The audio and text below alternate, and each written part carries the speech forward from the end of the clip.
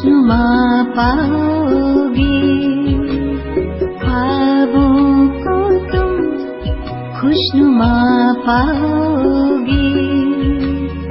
आसमां से जन्नत उतर आएगा,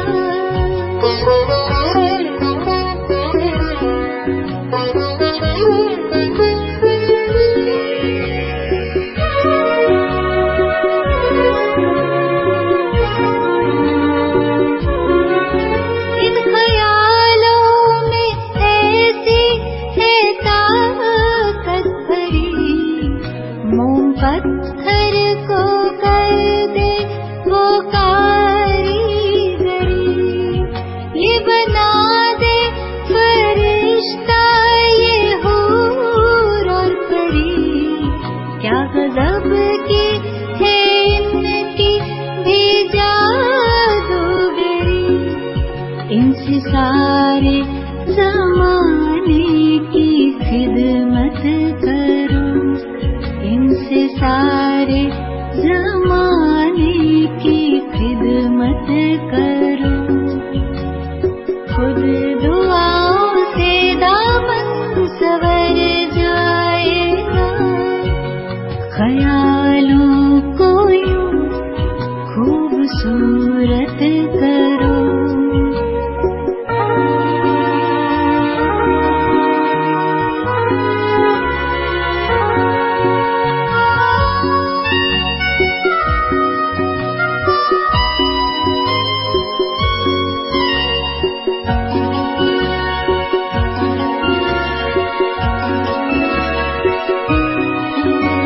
ख्याल कीमती है यूं न जाया करो, अश्कों को न बेवजह बहाया करो। मुंतज़िर हो खुदा की फ़क़त याद में, भूल करना किसका दिल दुखाया करो। मुश्किलें मिटा देगा वो मुश्किल कुसान, मुश्किलें मिटा देगा वो मुश्किल कुसान। रूह में वो ताकत भर जाएगा। ओम शांति। आज 26 दिसंबर 2020 ईश्वरीय महावाक्य है। बाबा कहते, मीठे बच्चे, बाबा आए हैं तुम्हें बेहद की जागीर देने। ऐसे मीठे बाबा को तुम प्यार से याद करो तो पावन बन जाएंगे। प्रश्न है, विनाश का समय जितना नजदीक आता जाएगा उसकी निशानियां क्या होंगी? उत्तर है, विनाश का समय नजदीक होगा तो सबको मालूम पड़ता जाएगा कि हमारा बाबा आया हुआ है। अब नई दुनिया की स्थापना, पुरानी का विनाश होना है। बहुतों को साक्षात्कार भी होंगे। सन्यासियों, राजाओं आदि को ज्ञान मिलेगा। जब सुनेंगे कि बेहद का बाप आया है, वही सद्गति देने वाला है, तो बहुत आएंगे।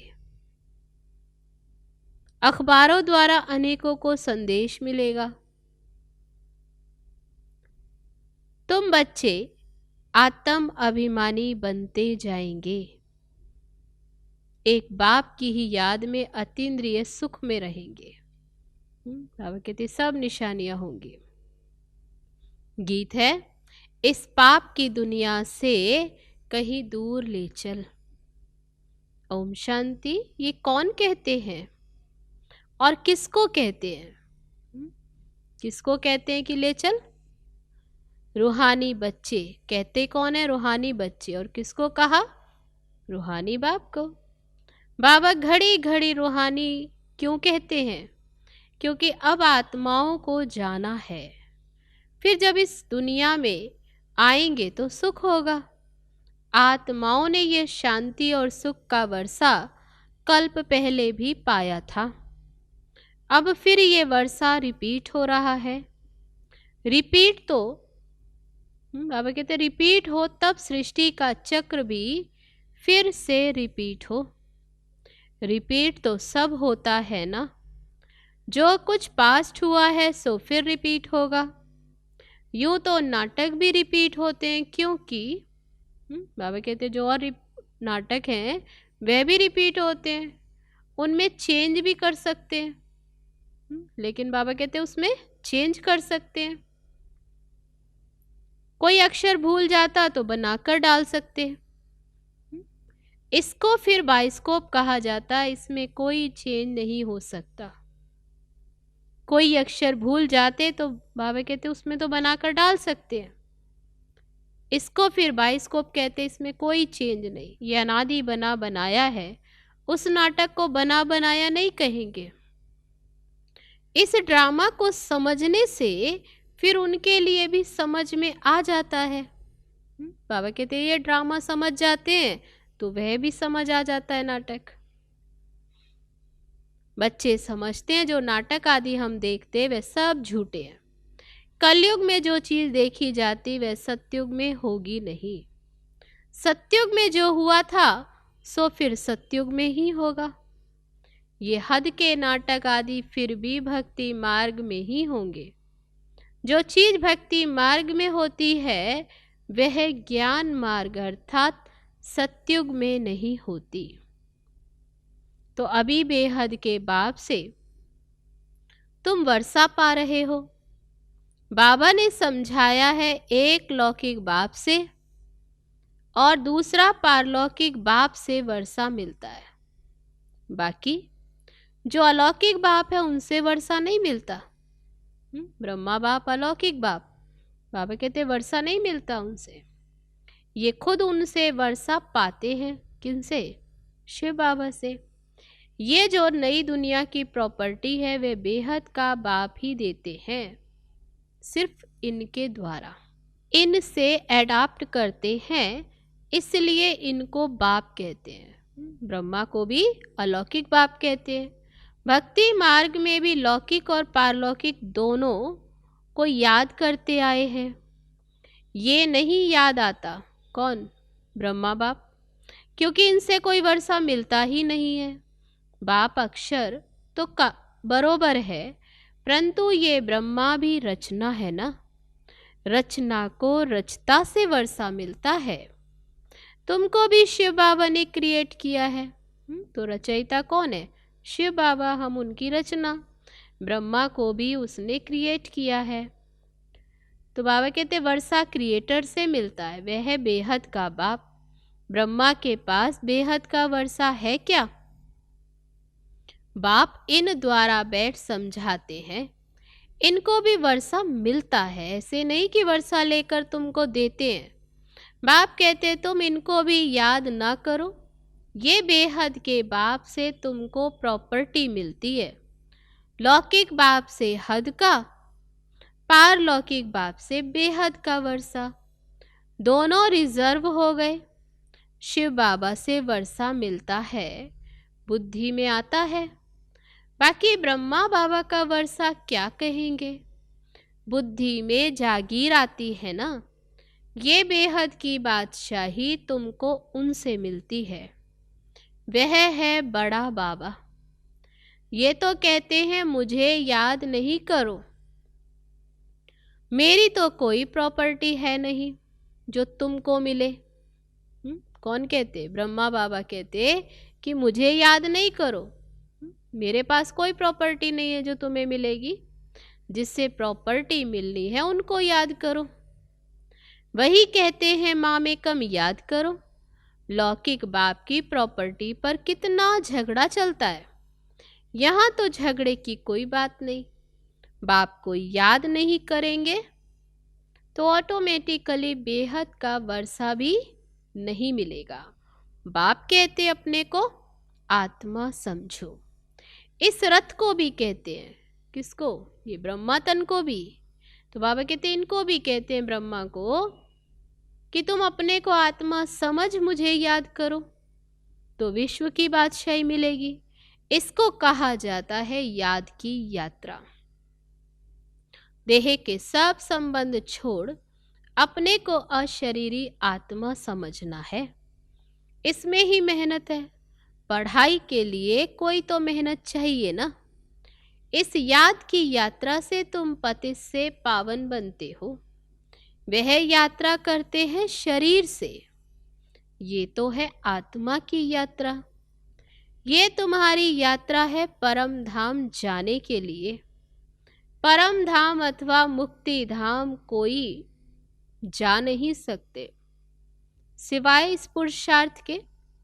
जो अच्छी रीति याद करते वही जा सकते हैं और फिर ऊंच पद भी पा सकते हैं। जाएंगे तो सब, परंतु वह तो पतित है ना, इसलिए पुकारते हैं। आत्मा याद करती है, खाती पीती सब आत्मा करती है। इस समय तुमको देही अभिमानी बनना है। यही मेहनत है। बिगर मेहनत तो कुछ भी मिलता नहीं है, भी बहुत सहज, परंतु माया का अपोजिशन है। किसकी तकदीर अच्छी है तो झट इसमें लग जाते हैं। कोई देरी से भी आएंगे। अगर बुद्धि में ठीक रीति बैठ गया तो कहेंगे बस हम इस रूहानी यात्रा में लग जाता हूँ। ऐसे तीव्र वेग से लग जाए तो अच्छी दौड़ी पहन सकते हैं। घर में रहते भी बुद्धि में आ जाएगा, ये तो बहुत अच्छी राइट बात है। हम अपने को आत्मा समझ पतित पावन बाप को याद करता हूँ। बाप के फरमान पर चलें तो पावन बन सकते हैं, बनेंगे भी जरूर। पुरुषार्थ की बात है बहुत सहज। भक्ति मार्ग में तो बहुत डिफिकल्टी होती, यहाँ तुम्हारी बुद्धि में है अब हमको घर वापस जाना है बाबा के पास। फिर यहाँ आकर विष्णु की माला में पिरोना है। माला का हिसाब करें। माला तो ब्रह्मा की भी है, विष्णु की भी है और रुद्र की भी है। रुद्र शिव की भी माला पहले पहले नई सृष्टि के ये है ना, बाकी तो सब पीछे आते हैं। गोया पिछाड़ी में पिरोए जाते। कहेंगे तुम्हारा ऊंच कुल क्या है, तुम कहेंगे विष्णु कुल। हम असल विष्णु कुल के थे, फिर क्षत्रिय कुल के बने, फिर उनसे बिरादरियां निकलती हैं।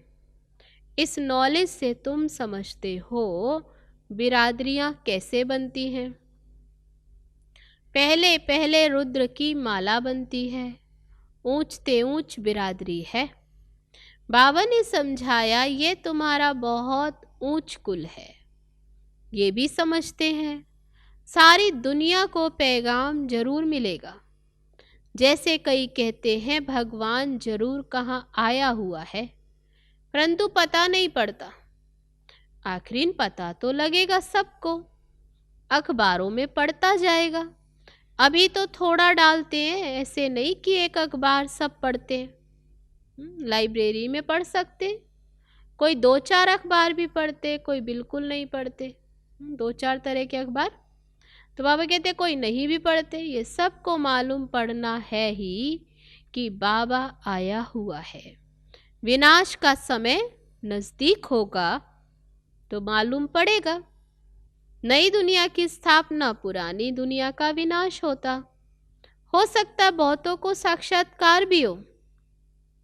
तुम्हें सन्यासियों, राजाओं आदि को ज्ञान देना है, बहुतों को पैगाम देना है।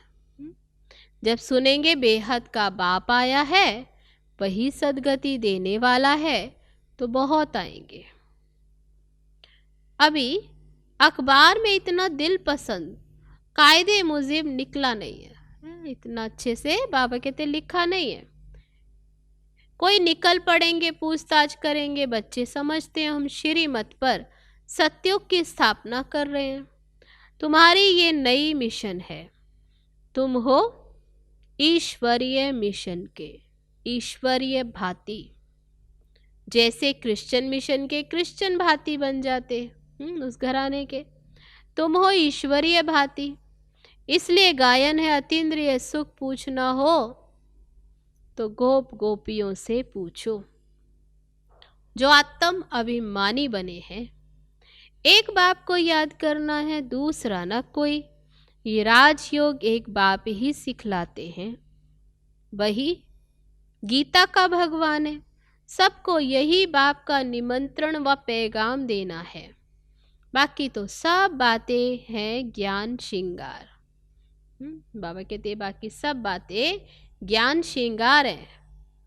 ये चित्र सब हैं ज्ञान का श्रृंगार, ना कि भक्ति का। ये बाबा ने बैठ बनवाए हैं मनुष्यों को समझाने के लिए। ये चित्र आदि किस लिए है? तो बाबा कहते समझाने के लिए बनवाए हैं। ये चित्र आदि तो फिर प्रायलोप हो जाएंगे, बाकी ये ज्ञान आत्मा में रह जाता है। बाप को भी ये ज्ञान है, ड्रामा में नूंद है। तुम अभी भक्ति मार्ग पास कर फिर ज्ञान मार्ग में आए हो। तुम जानते हो हमारी आत्मा में ये पार्ट है जो चल रहा है। नूंद थी जो फिर से हम राजयोग सीख रहे हैं बाप से। बाप को ही आकर ये नॉलेज देनी है। आत्मा में नूंद है, वही जाए पहुंचेंगे।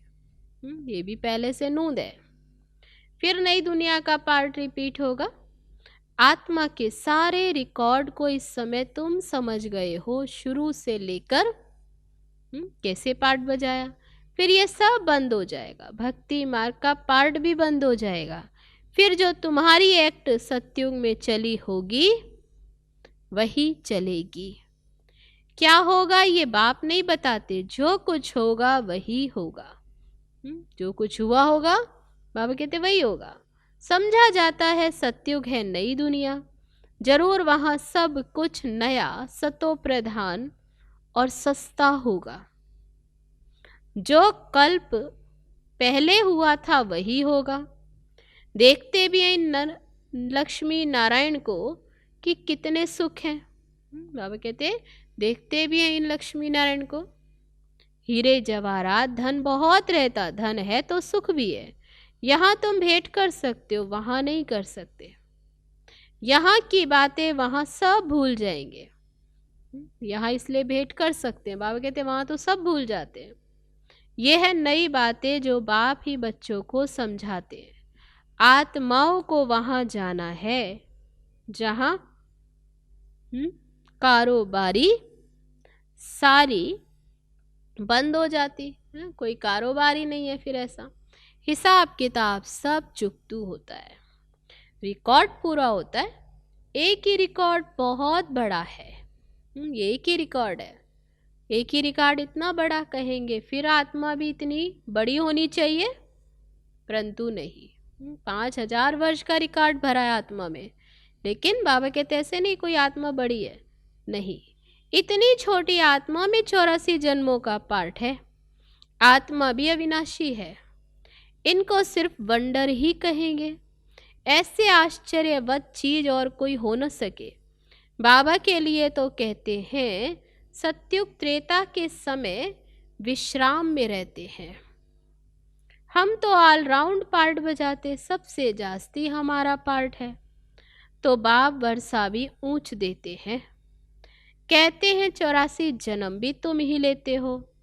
हमारा तो पार्ट फिर ऐसा है जो और कोई बजा न सके। वंडरफुल बातें हैं ना। ये भी वंडर है जो आत्माओं को बाप बैठ समझाते हैं। आत्मा मेल फीमेल नहीं, जब शरीर धारण करती है तब मेल फीमेल कहा जाता है। बाकी तो आत्मा क्या, आत्माएं सब बच्चे हैं तो भाई भाई हैं। भाई भाई हैं जरूर वर्षा पाने के लिए। आत्मा बाप का बच्चा है ना, वर्षा लेते हैं बाप से, इसलिए फिर मेल ही कहेंगे। सब आत्माओं का हक है बाप से वर्षा लेने का। उसके लिए फिर क्या करना है, वर्षा लेने का सबको है। बाबा कहते सभी आत्माओं को है हक है। तो बाबा कहते फिर उसके लिए क्या करना है, एक बाप को याद करना है। अपने को आत्मा समझना है। हम सब ब्रदर्स हैं। आत्मा आत्मा ही है, वह कभी बदलती नहीं। बाकी शरीर कभी मेल का और फीमेल का लेते हैं। ये बड़ी अटपटी बातें समझने की है, और कोई भी सुना ना सके। बाप से या तुम बच्चों से ही सुन सकते हैं। बाप तो तुम बच्चों से ही बात करते हैं। आगे तो सबसे मिलते थे, सबसे बात करते थे। अभी करते करते आखिरीन तो कोई से बात ही नहीं करेंगे। सन शोज फादर है ना, बच्चों को ही पढ़ाना है। तुम बच्चे ही बहुतों की सर्विस कर ले आते हो। बाबा समझते हैं ये बहुतों को आप समान बना कर ले आते। ये बड़ा राजा बनेंगे, ये छोटा राजा बनेंगे। तुम रूहानी सेना भी हो, जो सबको रावण की जंजीरों से छुड़ाए अपनी मिशन में ले आते हो। जितनी जो सर्विस करते उतना फल मिलता है। जिसने जास्ती भक्ति की है वही जास्ती होशियार हो जाते हैं और वर्षा ले लेते हैं। ये पढ़ाई है, अच्छी रीति पढ़ाई नहीं की तो फेल हो जाएंगे।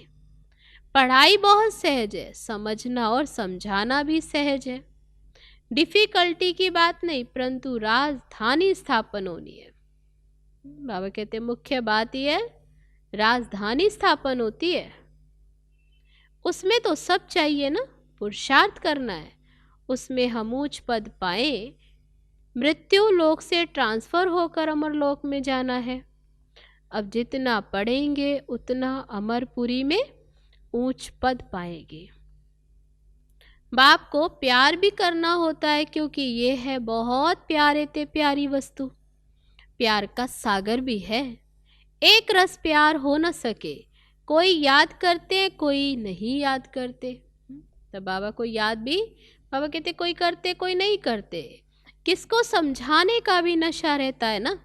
ये बड़ा टेम्पटेशन है, कोई को भी बताना है यह यूनिवर्सिटी है, ये स्पिरिचुअल पढ़ाई है। ऐसे चित्र और कोई स्कूल में नहीं दिखाए जाते। दिन प्रतिदिन और ही चित्र निकलते रहेंगे, जो मनुष्य देखने से ही समझ जाए। सीढ़ी है बहुत अच्छी, परंतु देवता धर्म का नहीं होगा तो उनको समझ में नहीं आएगा। जो स्कूल का होगा उनको तीर लगेगा। जो हमारे देवता धर्म के पत्ते होंगे वही आएंगे। तुमको फील होगा ये तो बहुत रुचि से सुन रहे हैं। कोई तो फिर ऐसे ही चले जाएंगे। बाबा कहते कोई तो बहुत रुचि से सुनेंगे, कोई फिर ऐसे ही चले जाएंगे। दिन प्रतिदिन नई नई बातें भी बच्चों को समझाते रहते हैं। सर्विस का बड़ा शौक चाहिए। जो सर्विस पर तत्पर होंगे, तो बाबा क्या कहते हैं, जो सर्विस पर तत्पर होंगे वही दिल पर चढ़ेंगे और तख्त पर भी चढ़ेंगे। आगे चल तुमको सब साक्षात्कार होते रहेंगे, उस खुशी में तुम रहेंगे। दुनिया में तो हाहाकार बहुत होनी है, रक्त की नदियां भी बहनी है। तो बाबा कहते बहादुर सर्विस वाले कभी भूखे नहीं मरेंगे। परंतु यहाँ तो तुमको वनवास में रहना है। साधारण सुख भी वहां मिलेगा। कन्या को तो वनवा में बिठाते हैं ना, ससुर घर जाकर खूब पहना। यहाँ तो बाबा कहते हैं जैसे कन्या को क्या करते हैं, वनवा में साधारण रहती है, फिर बाबा कहते हैं ससुर घर जाकर खूब पहनना। तुम भी ससुर घर जाते हो, कहाँ, सत्युग में, तो वह नशा रहता है, वह है ही सुख धाम। ससुर घर कहाँ, सुख धाम, सत्युग। तो बाबा कहते हैं वहाँ जा रहे हैं, ये नशा रहता है। अच्छा, मीठे मीठे सिक्के लदे बच्चों प्रति माता पिता बाप दादा का याद प्यार और गुड मॉर्निंग। रूहानी बाप की रूहानी बच्चों को नमस्ते नमस्ते, ओम शांति। अब है धारणा के लिए मुख्य सार। पहली पॉइंट, माला में पिरोने के लिए देही अभिमानी बन। तीव्र वेग से याद की यात्रा करनी है। बाप के फरमान पर चलकर पावन बनना है। दूसरी पॉइंट, बाप का परिचय दे बहुतों को आप समान बनाने की सर्विस करनी है। यहाँ वनवा में रहना है। अंतिम हाहाकार की सीन देखने के लिए महावीर बनना है। अब है आज का वरदान, हर कर्म में फॉलो फादर कर, स्नेह का रिस्पॉन्ड देने वाले तीव्र पुरुषार्थी भव।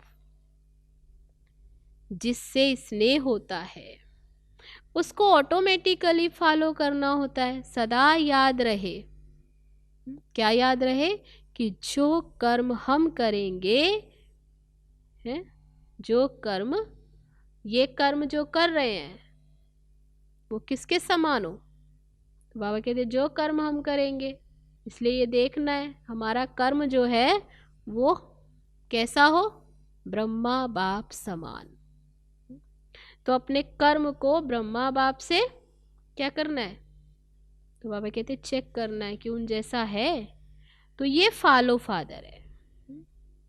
अगर नहीं है, जो हम कर्म कर रहे हैं वो अगर ब्रह्मा बाप समान नहीं, तो बाबा कहते उसे स्टॉप कर दो। बाप को कॉपी करते बाप समान बनो। हमें किसको कॉपी करना है, ब्रह्मा बाप को। कॉपी करने के लिए जैसे कार्बन पेपर डालते हैं वैसे अटेंशन का पेपर डालो। जैसे कार्बन पेपर डालने से क्या होता है, ज्यों का त्यों कॉपी हो जाता है।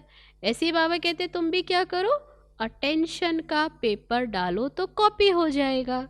क्योंकि अभी ही तीव्र पुरुषार्थी बन स्वयं को हर शक्ति से, स्वयं को हर शक्ति से संपन्न बनाने का समय है। अगर स्वयं स्वयं को संपन्न नहीं कर सकते हो तो सहयोग लो, नहीं तो आगे चल टू लेट हो जाएंगे। तो आज का वरदान, हर कर्म में फॉलो फादर कर, स्नेह का रिस्पॉन्ड देने वाले तीव्र पुरुषार्थी भव। अब है आज का स्लोगन, संतुष्टता का फल प्रसन्नता है।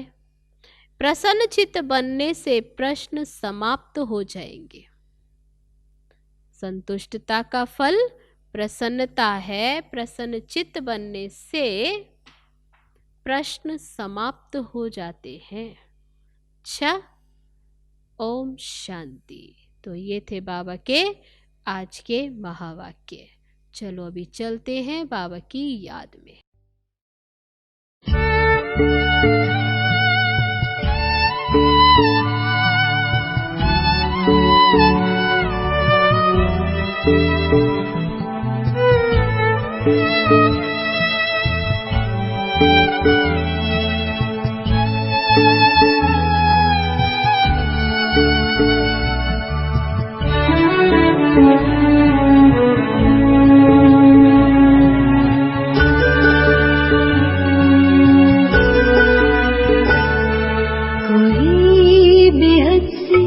इशारों में बुला रहा मुझे, कोई बेहद से इशारों में बुला रहा मुझे। जैसे जन्नत की बहारों में बुला रहा मुझे,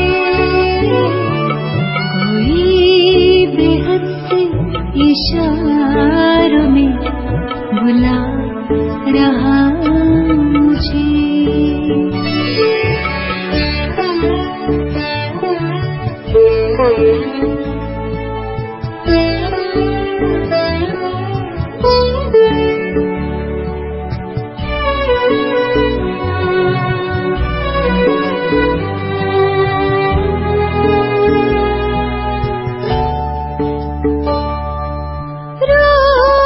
प्यारा है तो भी सबको नजर न आता है। मेरी नजरों